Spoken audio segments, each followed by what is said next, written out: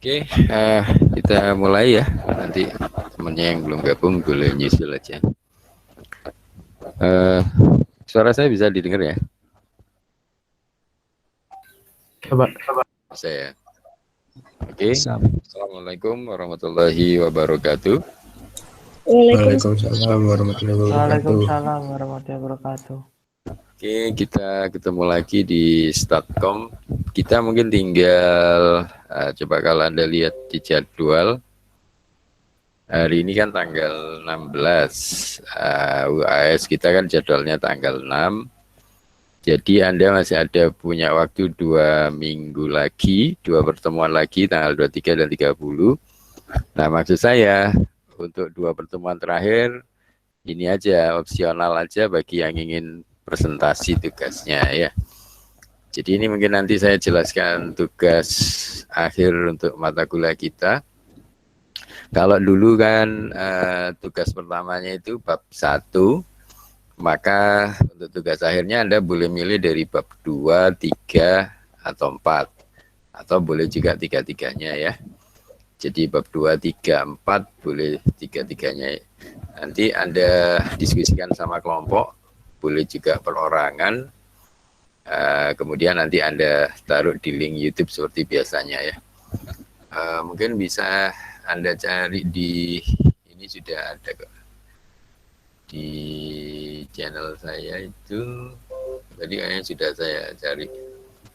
Jadi di bawah itu ada tugas mata kuliah Statcom ya. Ini linknya. Linknya ini saya infokan di grup aja ya.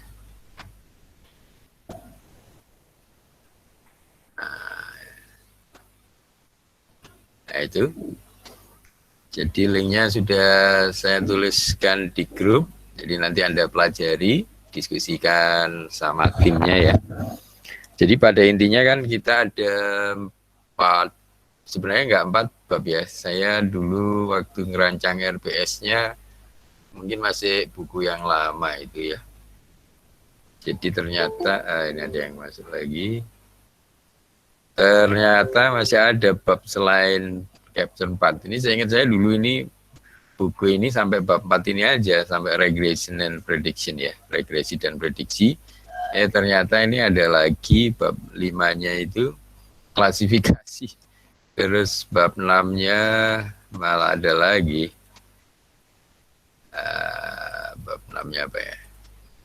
Ini statistical machine learning. Tapi ini kan seperti machine learning ini nanti ada kuliahnya sendiri ya. Jadi nanti Anda ada kuliah sendiri. Ada mata kuliah kecerdasan buatan juga ada wajibnya. Kalau tidak salah pilihannya itu ada machine learning. Nggak tahu pilihan apa wajib ya. Machine learning masih ada lagi. Jadi makanya untuk statistika komputasi saya sampai ini aja ya. Sampai regresi. Ini sebenarnya yang klasifikasi ini kelanjutan dari regresi. Nah, tapi kita pembahasannya kemarin cukup panjang di sini. Regresi dan prediksi. Jadi makanya di tugas Anda sampai ini saja ya. Anda boleh milih dari bab 2, 3, 4 atau 3-3-nya juga boleh. Jadi Anda mengambil topik sembarang, datanya harus pakai data sendiri. Anda boleh ngambil data dari Badan Pusat Statistik sebenarnya ya. Sebentar, saya tunjukkan cara nyari data di BPS. Sebenarnya kata kuncinya misalnya Anda tentukan dulu topiknya atau temanya ya. Ini kan kalau Anda lihat Anda harus punya tema atau riset kecil. Anda mau menganalisis statistik apa seperti biasanya ya. Nah misalnya ini kata kuncinya data penduduk miskin menurut wilayah kemudian Badan Pusat Statistik ya. Ini salah satu kata kunci.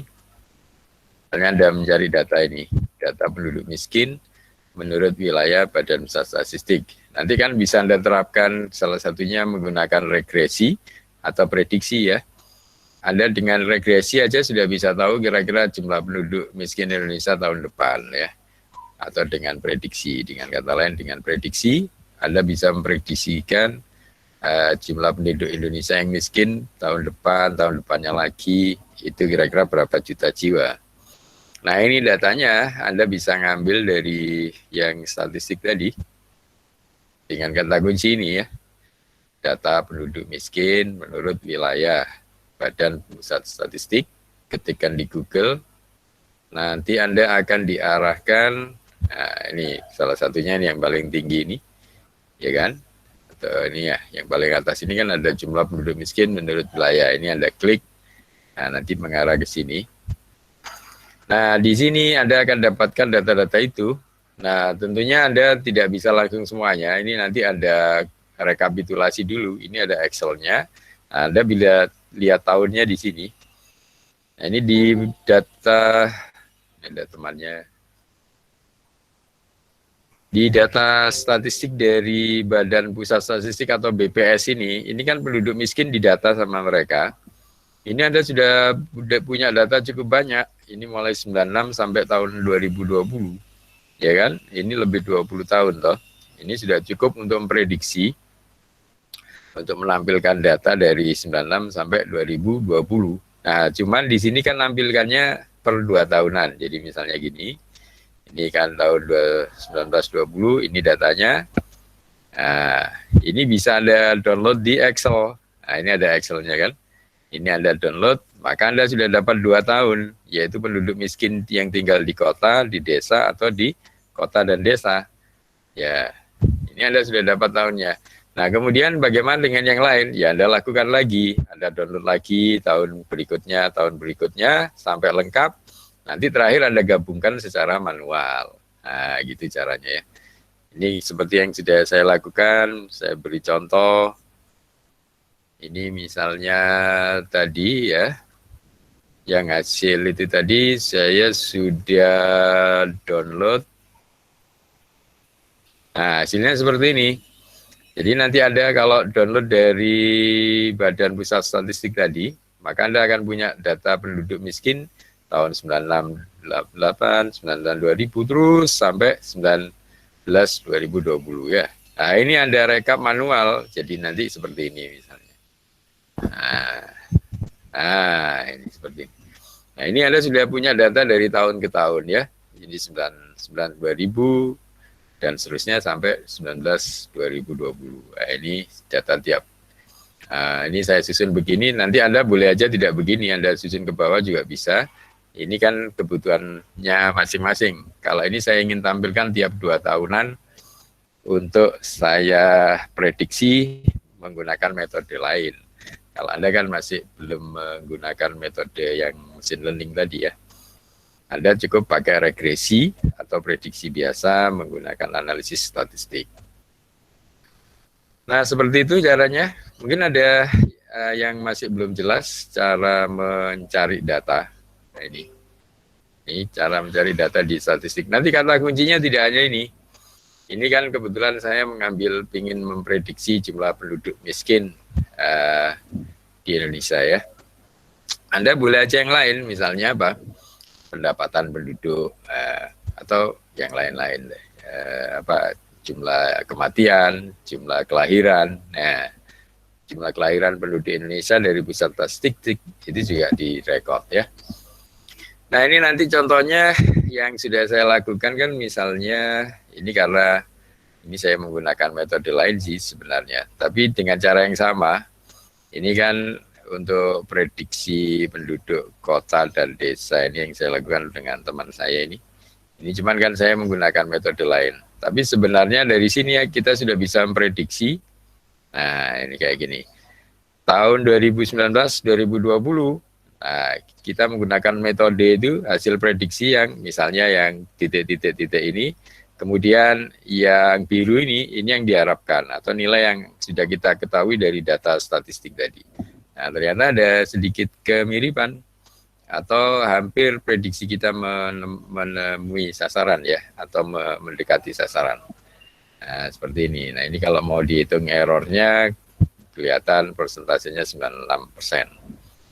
Nah, ini contohnya, tapi yang kita kembangkan menggunakan metode lain. Ini kesalahan prediksinya juga bisa ditampilkan. Nah, ini data yang digunakan, saya menggunakan data dari Badan Pusat Statistik tadi. Nah, ini ya. Ini data yang dari Excel tadi, ini kan kota CSV ini Excel-nya ya, yang saya ngambil dari Badan Pusat Statistik tadi. Kemudian yang desa ini, kemudian kota desa. Nah, karena datanya dalam juta jiwa, maka saya kalikan 1 juta, ya kan. Nah ini ngambilnya dari mana? Ini tadi, yang dari data pusat statistik kan ada keterangannya dalam juta jiwa. Jadi misalnya di sini ada 25, ini berarti 25 juta penduduk miskin tahun 2020 ya. Nah, ini yang saya lakukan, contohnya seperti ini. Jadi ini Anda harus download dulu datanya dalam bentuk Excel, baru Anda baru Anda bisa analisis lebih lanjut menggunakan metode yang sudah Anda pelajari. Ya. Yang Anda pelajari kan di bab 4 ini ada regresi sama prediksi. Nah, nanti Anda tinggal ganti datanya ini.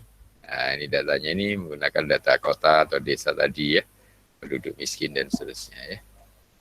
Nah, ini maksud saya dalam 2 minggu ke depan Anda sama tim coba diskusi ini, kira-kira mengambil topik apa, kalau bisa yang Anda ada manfaatnya, yang bisa Anda analisis, yang mungkin nanti Anda butuhkan ya. Ini yang contohnya kalau mengambil data dari Badan Pusat Statistik, nanti dengan kata kunci yang lain, Anda juga bisa menggunakan kata kunci yang lain. Prinsipnya sama, Anda download Excel-nya. Biasanya di BPS ini datanya misalnya 2 tahunan, nah ini Anda tinggal kumpulin aja dari tahun ke tahun, sampai Anda cukup untuk menggambarkan plotting distribusinya.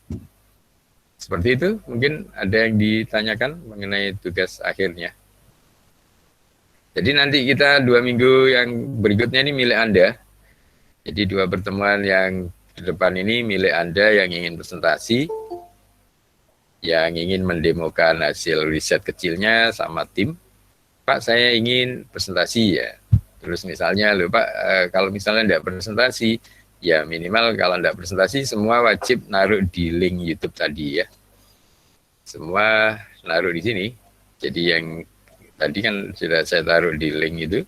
Ini ada penjelasan saya sedikit di sini. Nah, nanti Anda tinggal upload seperti biasanya di sini ya.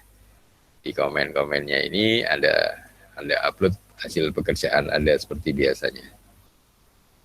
Seperti itu. Jadi ini sama untuk kelas A, E, dan G. Anda dengan tugas akhir yang sama. Dan 2 pertemuan terakhir Anda gunakan untuk diskusi sama tim. Kalau ada yang ingin mempresentasikan, saya beri kesempatan di 2 pertemuan terakhir ya. Ada yang, Pak, saya ingin presentasi, Pak sudah benar seperti ini, gitu. Tapi kalau ini, ya paling tidak ditaruh di sini linknya, nanti bisa saya lihat hasil riset kecil Anda ya. Mungkin ada yang mau ditanyakan atau ada yang belum jelas mengenai tugas akhirnya. Nanti diskusi sama tim, Pak saya tidak ingin sama tim karena masa pandemi, apa boleh saya sendirian? Boleh ya. Jadi karena ini masa pandemi, Anda boleh perorangan, jadi nggak harus bersama tim. Kalau misalnya takut berkerumun, Anda boleh ngerjakan sendiri sebisanya. Yang penting ada yang Anda pahami apa, yang Anda ambil manfaat dari kuliah ini apa kira-kira gitu ya. Nanti di grup itu kan kita masih ada waktu 2 mingguan, itu Anda boleh kalau tidak paham, boleh langsung tanya di grup ya, dibiasakan tanya di grup kalau ada yang belum dipahami. Nanti kita cari solusinya bareng-bareng. Seperti kemarin kan kita jadi masalah kalau Anda running programnya nggak jalan, karena ternyata ada kesulitan menginstal library Pygam misalnya ya. Nah itu cara menginstalnya kan sudah saya jelaskan di yang lalu. Jadi banyak cara menginstal. Nah ini cara-cara instalasi library di Python ini Anda pakai terus. Jadi nanti Anda mau skripsi yang beneran, tugas akhir beneran, caranya seperti itu. Anda misalnya dapat coding, terus dapat library, ternyata library ini tidak bisa diinstal secara langsung online lewat pip spasi install nama library-nya, maka Anda bisa langsung download WHL-nya. Anda bisa install WHL-nya, Kalau UL-nya juga masih bermasalah, Anda langsung download source code-nya. Nah, dari source code library-nya Anda langsung taruh di mana tempat library kita berada. Ya, itu sudah saya jelaskan yang minggu lalu ya. Oke, saya kira itu mungkin ada yang mau ditanyakan. Kira-kira mengenai tugas tadi itu ada kesulitan atau ada yang masih belum jelas. Nah, sementara yang klasifikasi itu kan pengembangan dari sini. Ini mungkin saya hanya bisa kasih contoh gambarannya saja, karena saya nuliskan di kontraknya itu, di RPS. Di RPS ini kan saya hanya nuliskan sampai sampai bab 4 ya, ini ya. Sampai terakhir itu hanya di regresi dan prediksi saja. Regresi dan prediksi ini berarti kan bab 4 tadi ya, karena saya masih mengacu buku yang lama. Karena yang baru ternyata sudah sampai machine learning, tapi machine learning sebenarnya ada kuliahnya sendiri ya. Jadi sebenarnya nggak terlalu salah. Jadi yang saya acu sampai bab 4 ini saja sudah cukup, karena untuk yang lain itu Anda peroleh nanti dari mata kuliah yang lain. Kecuali klasifikasi sebenarnya masih bisa ikut di bab 5 ini, teman, karena terlanjur tidak masuk, ya nggak apa-apa, nanti Anda belajar sendiri kalau ingin klasifikasi. Itu prinsipnya seperti pengembangan dari regresi ya. Ini saya kasih contoh penerapan klasifikasi menggunakan regresi ini, misalnya ini ya. Ini saya kasih contoh, nah ini gambarannya ya. Jadi gambaran klasifikasi pengembangan dari regresi itu seperti ini. Misalnya Anda ingin mengkelompokkan atau mengklasifikasikan mana yang termasuk bulan dan mana yang termasuk bintang. Nah, dari gambar ini. Caranya gimana? Nah, maka cara yang paling gampang Anda bikin persamaan garis. Nah, persamaan garis itu adalah persamaan regresi ya. Nah, seperti ini. Maka Anda bikin persamaan garis seperti ini, yang persamaannya bentuknya seperti ini. Nah, ini cuman karena ada 2 variabel. Kalau kemarin kita hanya pakai 1 variabel ya. Nah, ini karena ada koordinat X1 dan X2, maka variabelnya sekarang jadi 2, X1 dan X2. Tapi pada umumnya, ini adalah persamaan linear atau persamaan garis lurus. Atau bahasa lain di bab ini adalah regresi ya. Ini adalah persamaan regresinya. Nah, kemudian dari regresi ini, Anda tinggal cari yang lebih besar atau lebih kecil dari 0, ya kan? Nah, seperti ini. Untuk yang lebih kecil dari 0, maka yang diarsir dulu di SMA ya, atau SMP ya, yang di bawah persamaan garis ini yang diarsir adalah yang di bawah. Maka secara tidak langsung, Anda sudah bisa mengklasifikasikan bahwa yang di bawah garis regresi itu adalah bintang, ya kan? Dengan cara yang sama, untuk yang lebih besar dari 0, nah ini, yang di atas dari persamaan regresi, itu adalah bulan. Nah ini. Nah, manfaat dari Anda belajar regresi, secara tidak langsung, Anda bisa gunakan untuk klasifikasi. Ya, ini. Jadi sebenarnya masih bisa dilanjut ke klasifikasi, cuman kita nggak apa-apa sampai bab 4 saja. Cuman ini saya kasih gambaran, contoh penerapan regresi yang digunakan untuk klasifikasi seperti ini. Bapak, berarti kalau saya salah narik persamaan regresinya akan salah membuat klasifikasi. Ya, betul sekali. Nah, ini misalnya ada salah gini ya. Ini tadi kan harusnya minus 6, ini Anda bikin minus 4. Nah, ini berarti pada saat ditarik itu ada yang salah ya. Kenapa salah? Ya ini Anda waktu menarik ada yang seharusnya miliknya bulan atau miliknya bintang, sehingga ini yang bintang ini sebagian diarsir orange ya, harusnya biru kena orange. Kenapa? Ya karena Anda salah membuat regresi ya, sehingga Anda tidak valid hasilnya. Nah ini jadi kesalahan dari regresi menyebabkan kesalahan klasifikasi ya itu. Kemudian bentuknya kalau ruwet seperti ini ya ini. Kalau tadi kan gampang karena ngelompok di satu sisi bintang, di satu sisi bulan ya. Nah kalau bentuknya seperti ini, gimana Anda menerapkan regresi? Nah, ini Anda akan sulit kalau hanya menggunakan satu persamaan regresi, makanya Anda juga pelajari sebenarnya multiple regresi ya. Jadi sebenarnya Anda juga mempelajari lebih dari satu regresi, itu bisa digunakan untuk klasifikasi. Nah, bentuknya kira-kira begini. Nah, setidaknya untuk mengklasifikasi atau mengelompokkan mana yang bintang, mana yang bulan, Anda butuh 3 ini persamaan regresinya. Nah, kalau seperti ini kan tinggal Anda cari persamaan regresi yang sesuai, maka nanti Anda akan bisa mendapatkan apa? Mana yang bulan, mana yang bintang. Nah, ini cuman saya gunakan untuk menjelaskan. Nah, ini contoh saja. Sebenarnya klasifikasi itu pengembangan dari regresi ya. Oke, tapi kita tidak usah sampai di sana karena saya terlanjur di kontraknya ini, di kontrak RPS ini hanya sampai bab 4 ya, yaitu regresi dan prediksi. Tapi nggak apa-apa, saya kira sampai regresi dan prediksi saja. Kalau Anda sudah cukup mahir, pengalaman menganalisis statistiknya itu, Anda juga belajar sedikit pemrograman dengan apa?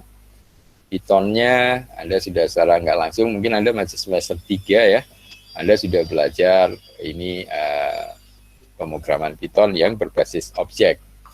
Jadi ini kalau di bahasa pemrograman, mungkin di bahasa pemrograman lanjut, yaitu yang berorientasi objek ya. Jadi Python ini kelebihannya selain bisa dibuat terstruktur, dia bisa PBO ya, yang menggunakan kelas-kelas ini, import, atau form, ini Anda sudah berbasis orientasi objek. Nanti kalau Anda ini kan kalau buat tugas akhir bisa didokumentasikan bentuk UML-nya ya, kelas diagramnya dan sebagainya.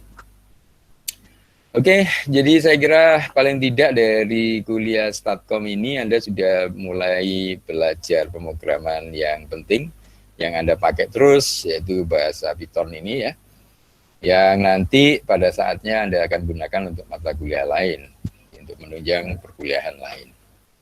Jadi seperti itu untuk tugasnya, Anda bisa tadi lihat di penjelasan saya.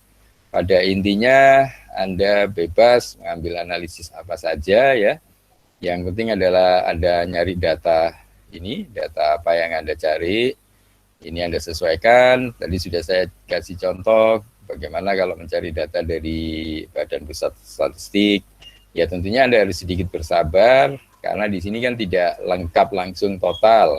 Ini adanya cuma 2 tahunan, ya Anda download dengan sabar, nanti Anda gabungkan.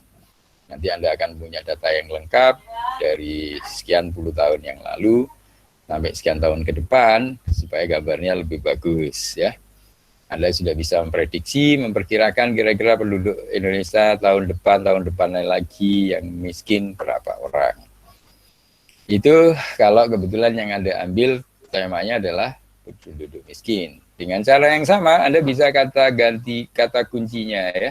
Diganti kata kuncinya. Misalnya penduduk, kematian penduduk, kelahiran penduduk, ya, pendapatan penduduk, dan sebagainya. Jadi cukup banyak di BPS yang bisa Anda ambil.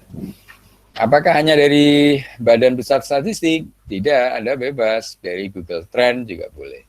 Dulu pernah di awal-awal kuliah sudah saya infokan, data dari Google Trend juga bisa Anda gunakan untuk apa? Untuk publikasi, termasuk publikasi internasional kan ada di Science Direct. Orang-orang internasional, orang-orang peneliti luar negeri juga menggunakan data dari Google Trend ya. Dari mana lagi? Ya bebas, sekarang kan banyak media sosial ya, ada dari Twitter, Facebook, dan lain-lain.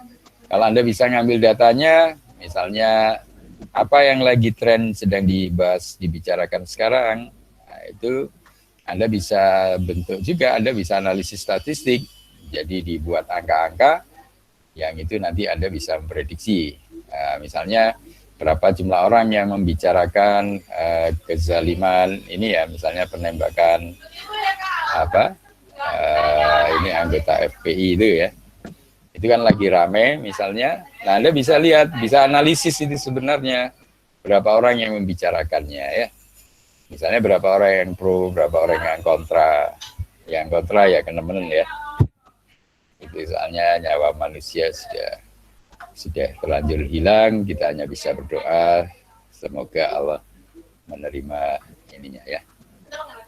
Oke, jadi saya kira data-data di lapangan itu bisa Anda pakai untuk sebagai bahan analisis untuk menggunakan dari bab 2, 3, 4, boleh gabungan 2, 3, 4, boleh salah satu juga boleh. Bebas semampunya, sepemahaman Anda ya.